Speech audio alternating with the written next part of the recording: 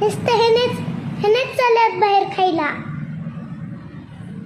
आणि मला नीना आणि मम्मीला मला बाळाला नीनाच सगळ्याला आमच्या ते त्यांनी एकटेच चालल्यात.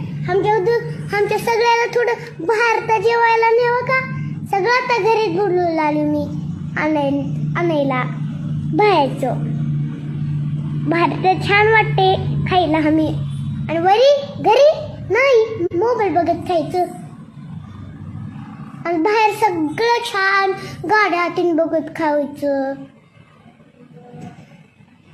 पप्पाचं काय की आम्ही खाणार त्यांनाच खाऊ द्या.